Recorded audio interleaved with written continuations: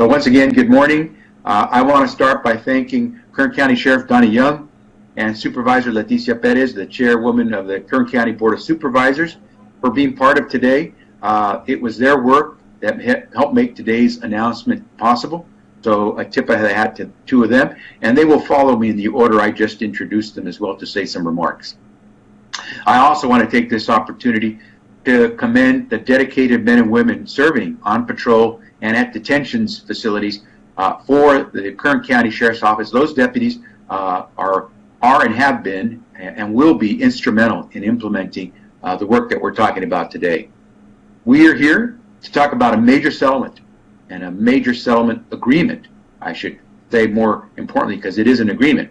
But more fundamentally, we're here to talk about a good outcome that's the result of collaborative work in pursuit of a shared goal. Today, the County of Kern County Sheriff's Office, and the California Department of Justice have entered into a settlement agreement that brings all of us one step closer to our goal of achieving continued, significant, and lasting improvements in law enforcement practices in Kern County and ultimately the state of California. The settlement with the Sheriff's Office is a critical step in advancing trust and partnership in Kern County, and it builds on the concrete steps that the Sheriff's Office has taken to improve law enforcement practices and to build long-lasting trust with the community it serves. When communities and their leaders speak out, we in law enforcement have an obligation to listen. In this case, community voices were instrumental in helping bring all of us to the table. We thank those civic leaders today for stepping forward and making this possible. This settlement is a result of an investigation by the California Department of Justice that revealed violations of law as alleged in the complaint that we filed, involving issues of the use of excessive force, unreasonable stops, searches, and seizures, meaningful access to service for those with limited English proficiency, and processes involving the receipt and investigation of civilian complaints.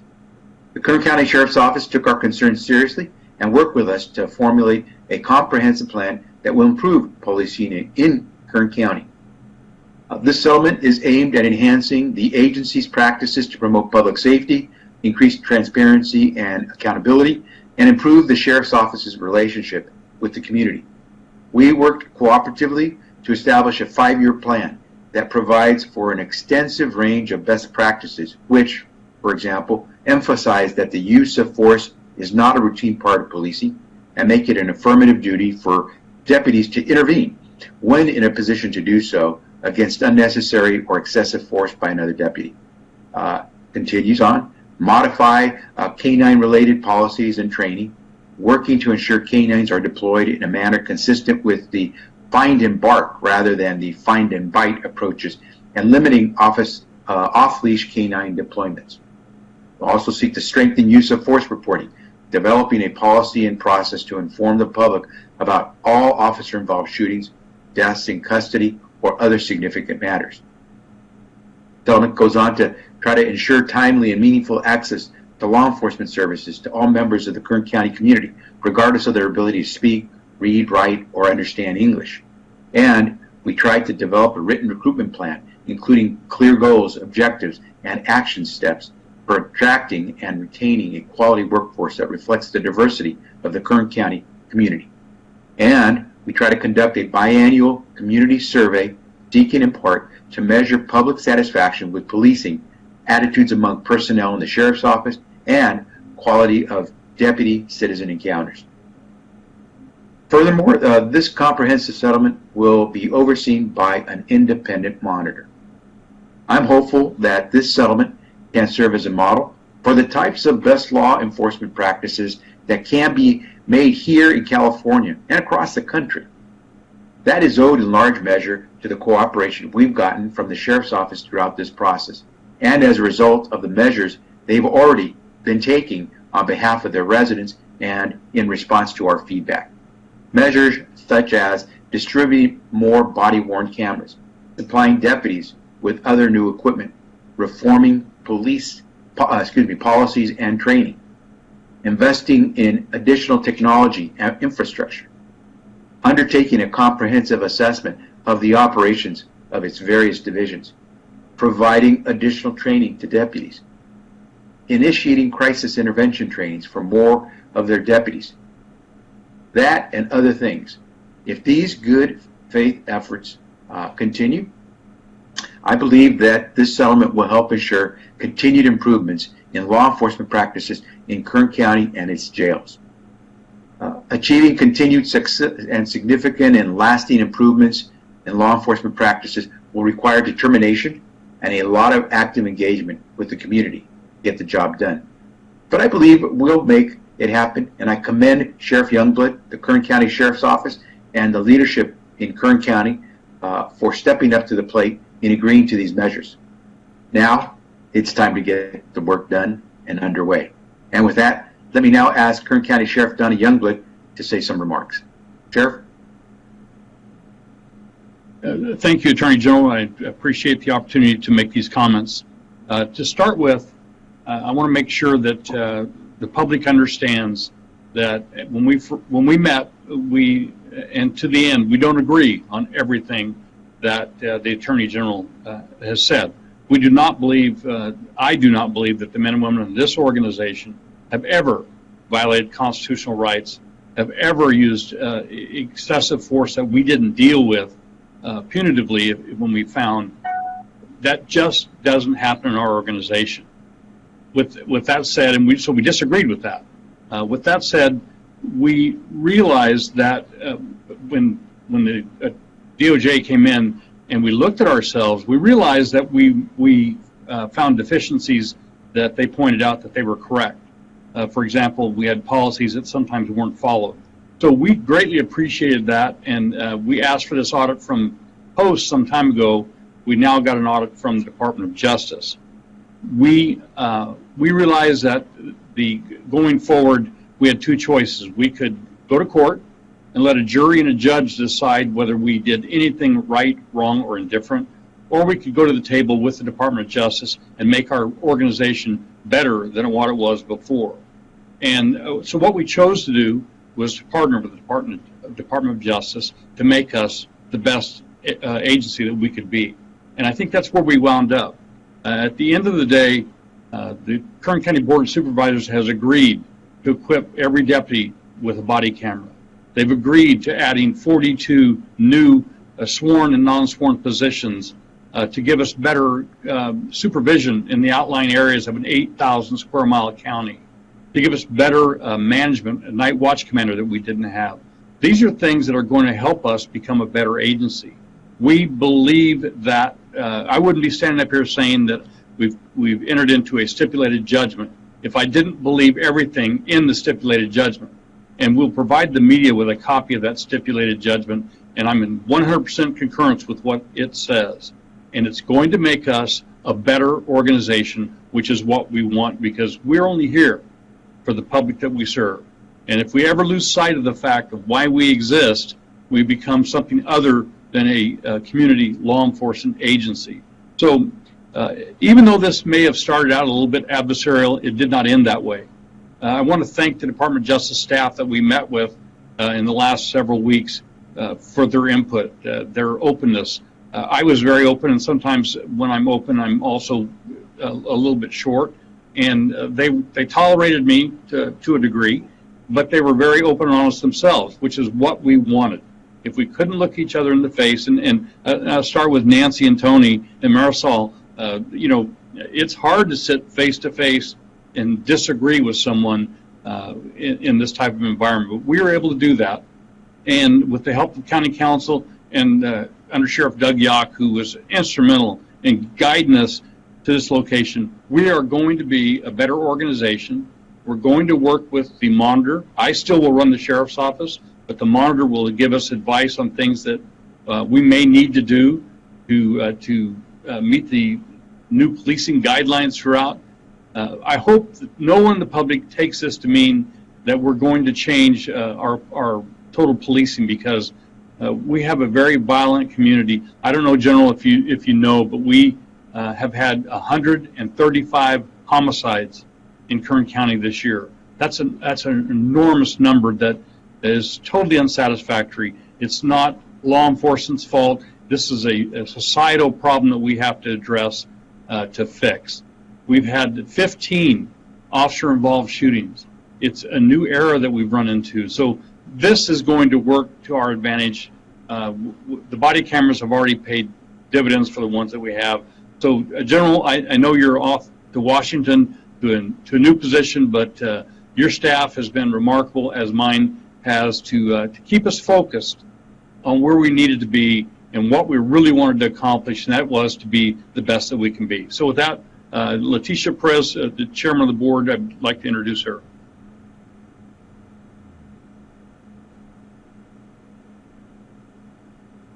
Attorney General Becerra, I believe in Kern County. I am so grateful to you and your team for engaging Kern County leadership the way that you have. It has been respectful, it has been transparent, and it has been totally hopeful about the next chapter for Kern County. As you know, every generation is different than the last. And as we get older, we see that the younger people coming behind us see the world a little differently than we do. The new chapter of Kern County includes remarkable potential for partnership with the state of California and partnership right here in Kern County with our law enforcement partners. I want to assure you that I have an excellent relationship with law enforcement in Kern, that they are working hard to listen, to be present, and to help us develop this new future for Kern County, which has many, many facets, but certainly public safety is an important one, and one in which we can all lock arms together and agree that we must all do our part in building a safer community, and of course, sitting down and listening to one another.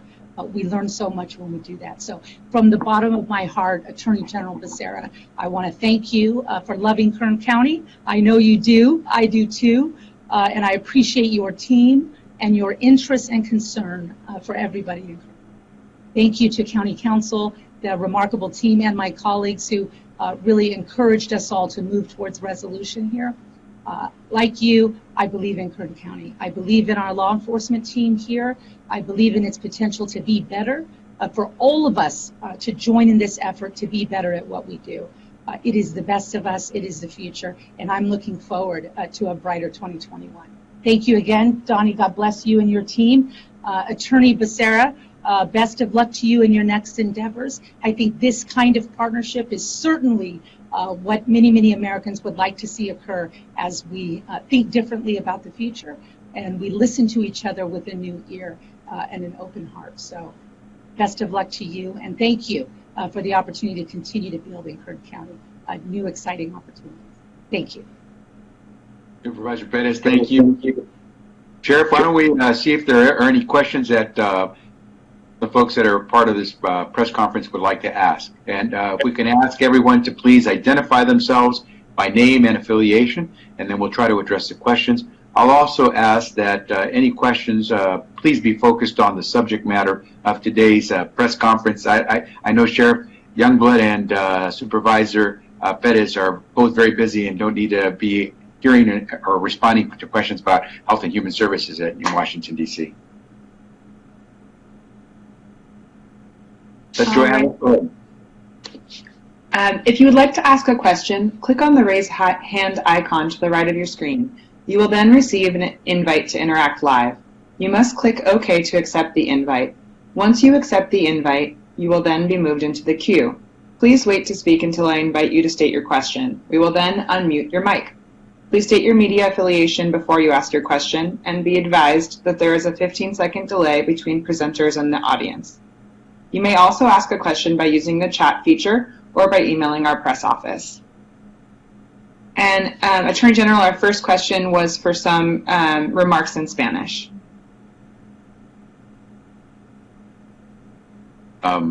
Reception issues, so if I go in and out, my apologies, and if I don't hear a question, my apologies again. And Joanne, you can make sure that Nancy can substitute my place should something happen to my feed.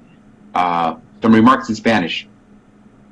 Buenos días, y le quiero agradecer al Sheriff del Condado de Kern, el Sheriff Youngblood, y también a la Supervisora Pérez por el tiempo de estar con nosotros para anunciar que hoy el condado de Kern, trabajando con el estado de California, hemos logrado un acuerdo donde el departamento de sheriff va a tomar medidas para seguir mejorando el servicio que provee el departamento a todo el pueblo del condado de Kern. Después de una investigación que de parte del Departamento de Justicia aquí en California, logramos, después de mucha plática, mucho discurso, mucha negociación, llegar a un acuerdo donde el Departamento del Sheriff va a tomar algunas medidas para mejorar el servicio que provee al pueblo de Kern. El acuerdo indica todo lo que se va a hacer, pero lo que precisamente es importante saber es que va a tratar el departamento de hacerse más accesible al pueblo, especialmente al pueblo que no habla bien o entiende bien el inglés.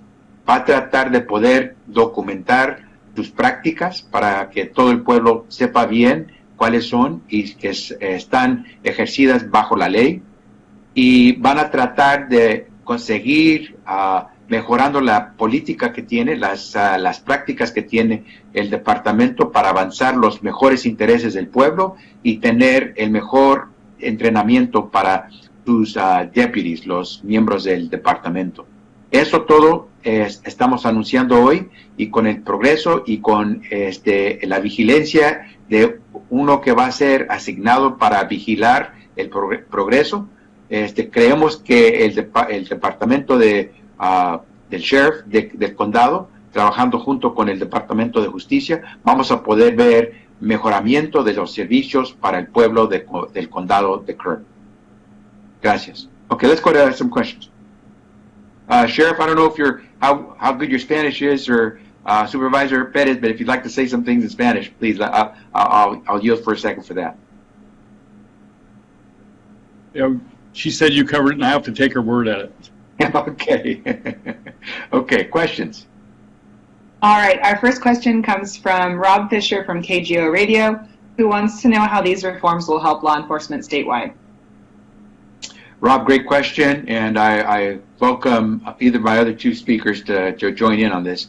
I think California law enforcement has led the way in so many ways across the country when it comes to best practices, both in terms of training, the types of policies, and I think this is just another sign that the Kern County Sheriff's Department and a lot of our law enforcement agencies throughout the state are trying to make use of the best information we have to make sure that the services that we're providing, the training that our personnel get, all is what is expected. It's the standard that we would want to hold ourselves up to. And so this is yet another sign of how California law enforcement, and in particular here, Kern County Sheriff's Department, is moving to make sure that we meet the expectations of everyone, that we be the best that we can be.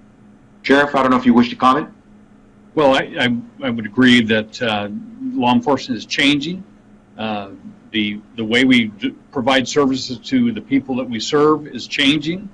But some things are fundamental in law enforcement that aren't changing, and that we have to balance that. We have a lot of agencies in the state of California who should look at our stipulated agreement and try and follow it, because there's so much in that 60-page document that will benefit you, number one, and keep the Department of Justice out of your back pocket, number two, which is really number one priority. I think this document is something that is a must-read for everybody, every law enforcement agency in the state of California, throughout the country. It's not poison. I agree with stuff that's in there. It's positive stuff. It's the removal of the carotid artery hold. I banned that before the law said that we banned that, but that's in there. But you need to look at those things and realize that you can either change your organization and make it better, or have someone change it for you.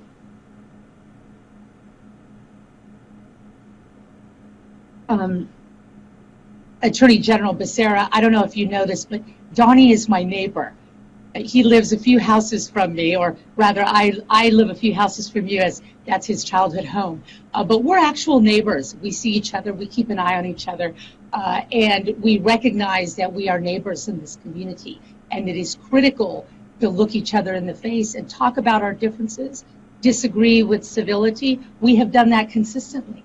And you'd be proud, Attorney General Becerra, to know that in Kern County, we working together about some practical changes we could make to the institution to get folks working better or faster, to get licenses released through implementing the first ever kiosk from the Child Support Department into our jail. So gentlemen there and mothers can have a confidential, dignified conversation with their local government about having their releases to their licenses, impediments to employment, profound, heavy psychological and emotional impediments that we know exist and that we know that we can change and transform it within the institution. It improves the lives of everybody and certainly is honorable to the taxpayer of Kern County by getting more of our people within the system to participate in the local economy and feel as though they too are neighbors, with our law enforcement partners. So that is the approach that we take here in Kern County. I'm a big local government fan for precisely this reason, that we have to look and talk to our neighbors, especially when we disagree, and realize our profound commonalities and how much public safety really is about all of us being engaged in the process, right? And our law enforcement partners are one piece, but all of us have a role to play too. And the more we listen to each other, the more we open our hearts and ears to listen to another perspective, we change in the process, and then we build the trust that allows our opinion to actually have influence here in Kern County. So I'm grateful for the partnership and the tone of civility because, as you know, hearts and minds are the most important part of change and progress as our communities continue to change. So thank you so much. Again, I'm proud of the partnership we have here. We are not perfect. We have many, many, many disagreements. I assure you that. But we have figured out how to do it as neighbors. And this is a good example for other agencies around the state and other leaders that are struggling to talk about public safety, struggling to build relationships with law enforcement partners because we have been so polarized. I welcome and invite you to look at Kern County because it is a small slice of America. It's a microcosm of the country at large. And I think it's indicative of what's possible when we treat each other as neighbors. So I'd say, Donna, you're a pretty good neighbor. Thank you. Okay, we'll go to the next question. All right, our next question comes from Steve. Steve, you are now unmuted. Yeah, good morning, Mr. Attorney General. Good morning, Sheriff. Here's the thing. I'm looking at the release that was just sent out by the AG's office, and there is quite a robust list of things there that are meant for improvement. But, Sheriff, I have to ask, you just mentioned a few moments ago about record high homicides in your community. This is a lot of work ahead of you. Do you have a time frame in which you're going to be able to achieve these things?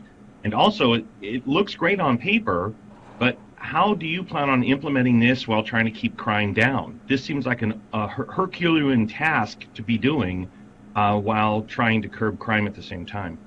Yeah, that's a great question. And just so you know, we're not starting from square one.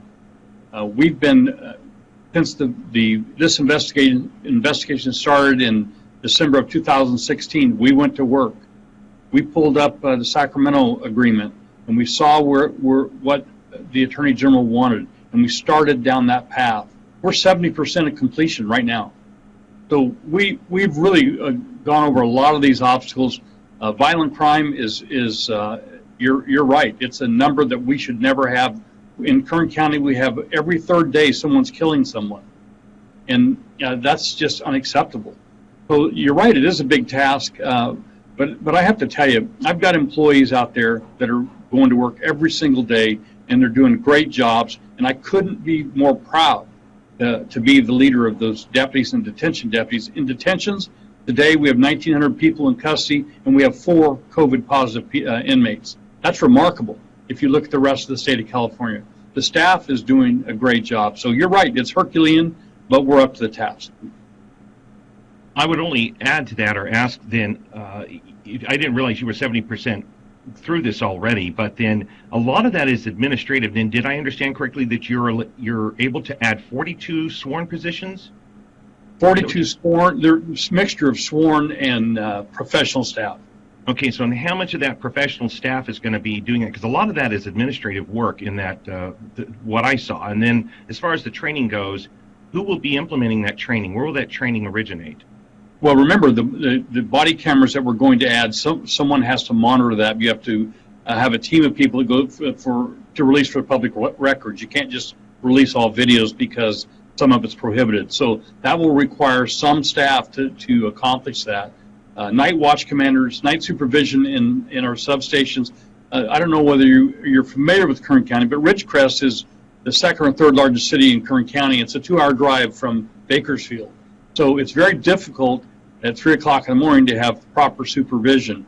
And this is going to allow us to do that so much better. So we're not starting from square one. We're ahead of the game, and we're proud of the fact that we started down this road early on. Sorry, I didn't identify myself, but it's Steve Gregory, KFI Los Angeles. Gentlemen, thank you so much. Have a wonderful holiday. You as well, Steve. Thank you. Our next question comes from Raquel. Raquel, you are now unmuted. Yeah, so this is Moses Small from Channel 17 News in Bakersfield.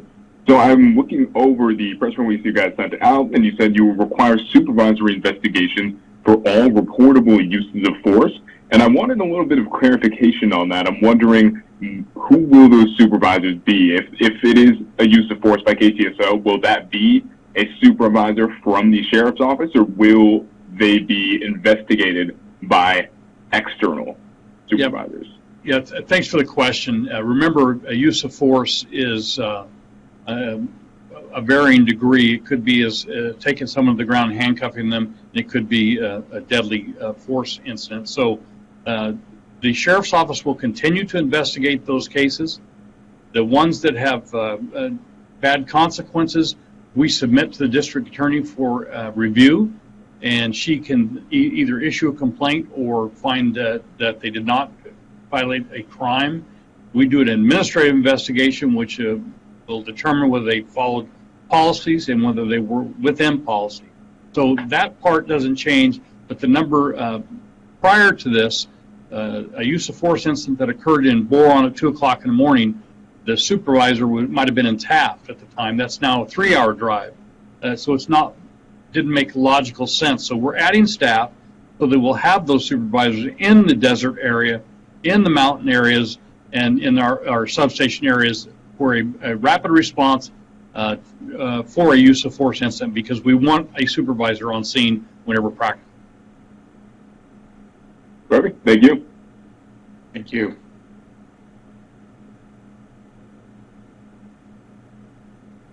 Our next question comes from Sam. Sam, you are now unmuted. Hello, everybody. I am Sam Morgan with the Bakersfield, California newspaper. My question is, I was just going really quickly through the release that was just sent out, and I've been listening.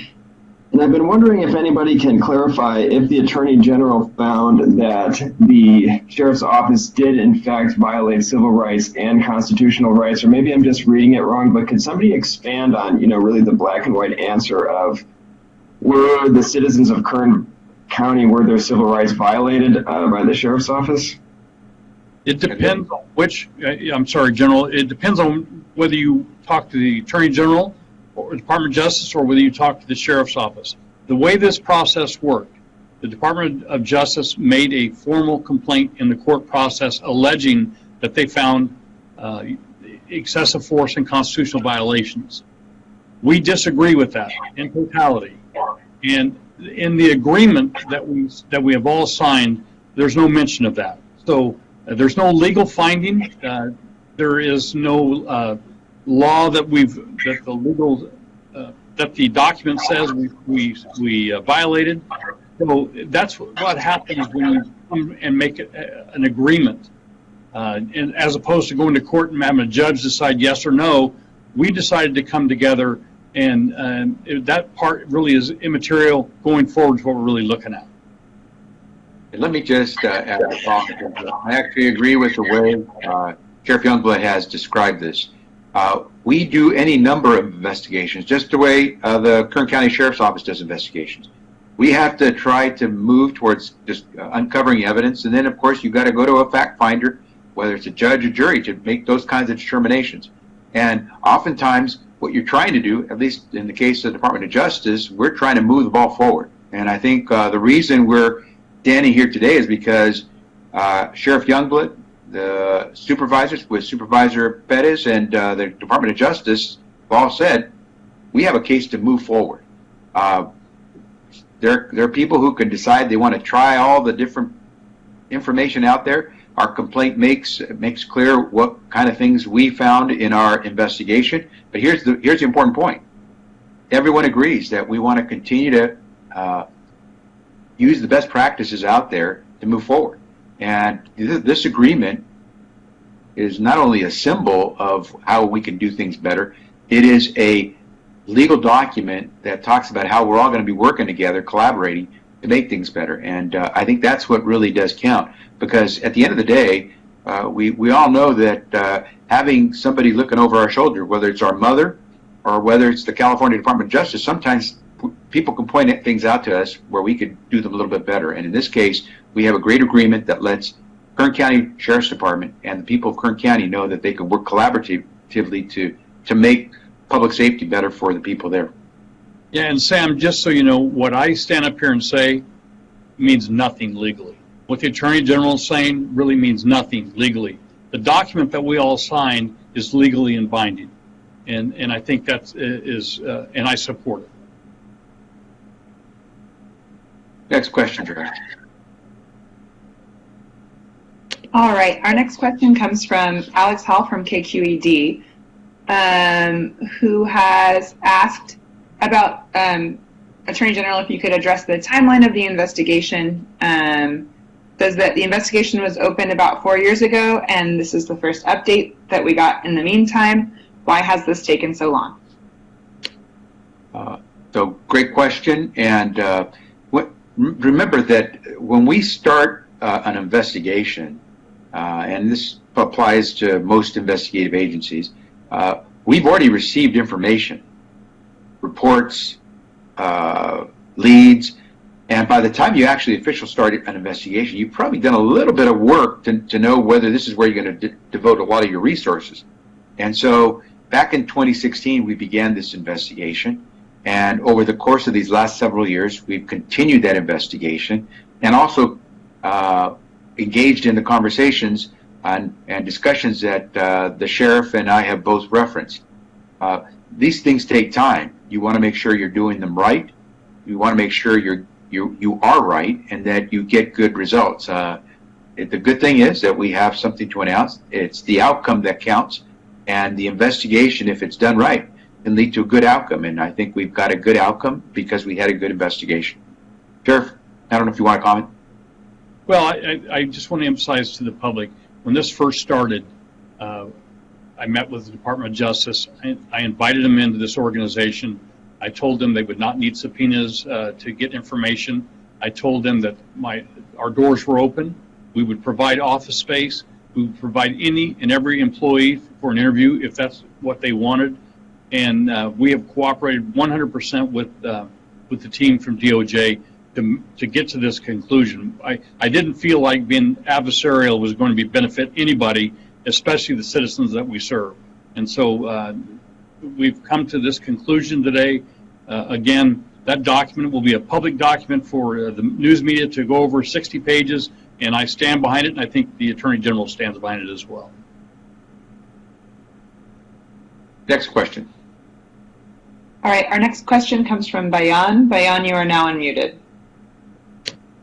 Hi, Mr. Becerra. Good morning to you. Thanks for you guys holding this presser. I was just wanting to know, you speak about the timeline for KCSO. This is the same timeline, from my understanding, that you guys have also been looking into the Bakersfield Police Department. Where are you guys in that investigation? Thanks. And Bayan, you're with? 23 ABC. Thanks. So we have engaged with the Bakersfield Police Department. That investigation is ongoing until we have something to report. We don't really get into the details of that investigation, but that is still ongoing. All right, and you guys found more than a dozen correctable actions for KCSO to start implementing here. You guys spent 4 years with them. Is there anything you guys found that they are doing right? Well, let's put it this way. They do a whole lot of things, and it's just as the sheriff has alluded, in the document, in the settlement, you see the things that we agree that they'll continue to work on. But there is no doubt. I mean, as we're speaking, there are Kern County Sheriff's personnel throughout the county doing what they're supposed to do, taking care of people, making sure their safety. There is no doubt that the men and women of the Kern County Sheriff Department are doing what they're supposed to do to protect the lives of the good citizens who live in Kern County. And so day in, day out, as I said at the very beginning, I tip my hat to the people who put on the uniform, the professional personnel who work with them. This is tough work, and as the sheriff just pointed out, there have been a number of lives lost in the county that no one wants to see. Work is tough, and it's not always easy or safe.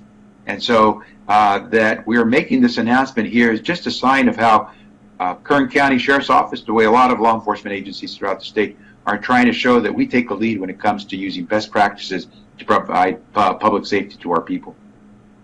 Certainly, and just a last question here. I fail to think that these were all coincidences where they're just out of line with now what is a dozen corrective actions. Did you guys find these to come from, a source? Was it, a leadership did you guys find, or was it culture, or why is there a dozen of these that you think they can improve on? In any investigation, you start off with reports or information that give you reason to believe it's worth doing investigative work. And the settlement agreement speaks for itself. It speaks to the areas where we thought there was a good way to collaborate to move forward. Other aspects of the investigation, what the details are, we don't really get into that because what's important is what you see before you in the terms of the settlement. Thank you. I'd like to build on that. I know you're from 23 and you have a tendency to focus on the written comments that are not in the agreement. And I would strongly encourage you to read the agreement that's 60 pages long, and that is what we have agreed to. And that's extremely important that you do that. Thanks, Sheriff.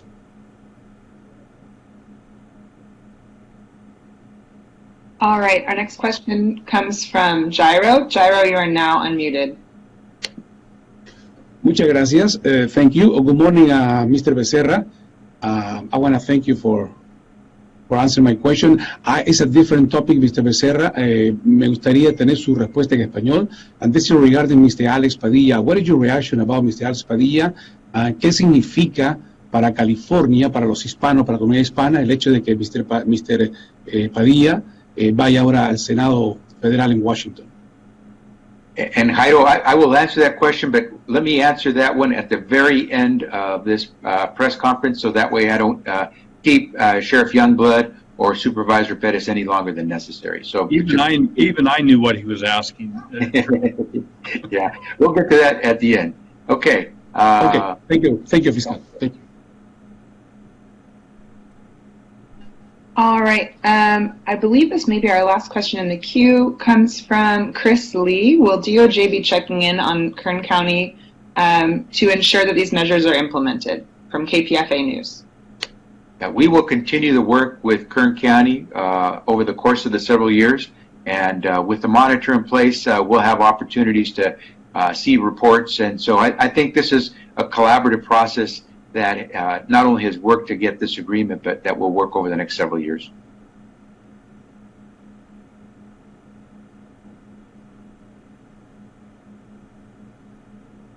Any other questions? I think we have one more. Our next question comes from Brianda. Brianda, you are now unmuted. Hi, I'm Brianda Lyons with Cal Matters. My question is, so you've outlined this agreement and what you all are willing to work on. Is someone going to go back and sort of check to see if these actually attain the goal of improving policing? Are there any sort of checkpoints or measurable outcomes that you are looking for. Thank you. Sure, Rhonda. What I can tell you is that with the monitor in place, there will be someone overseeing this agreement and the terms of it over the course of the several years that it's supposed to be implemented.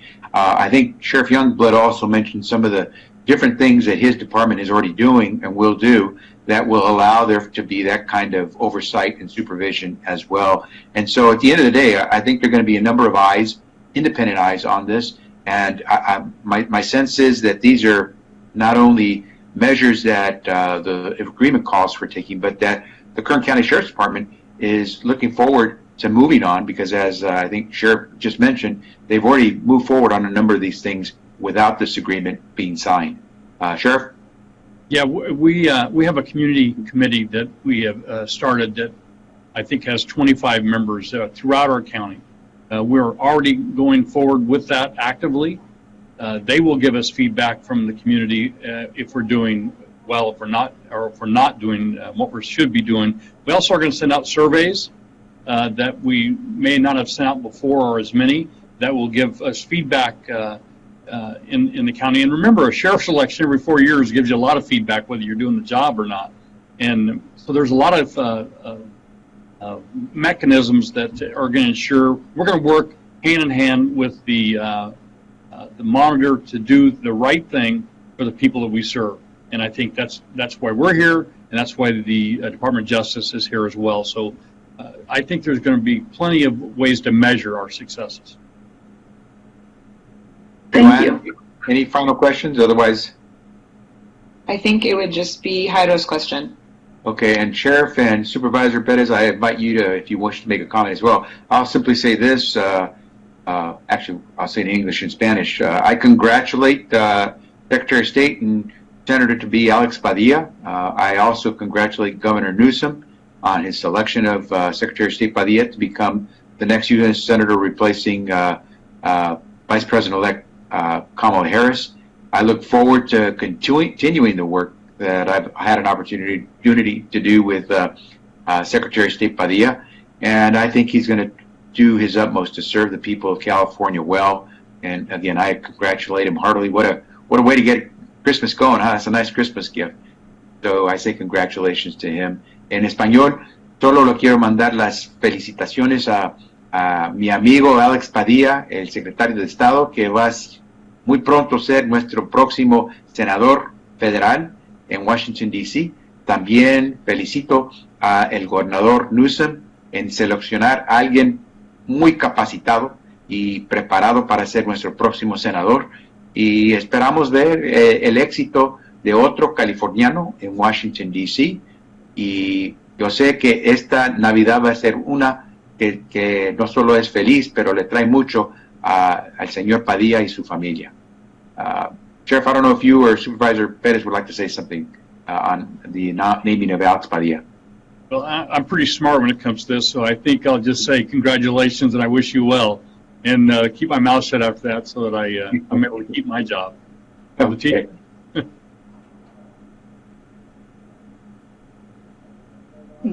Attorney Becerra, again, I think today is indicative of what is possible when we take the time to listen to one another and reiterate seeing each other as neighbors. I appreciate that this relationship is occurring between representatives in Sacramento and Kern County. I think so often, so much about us is unknown or presumed to be true.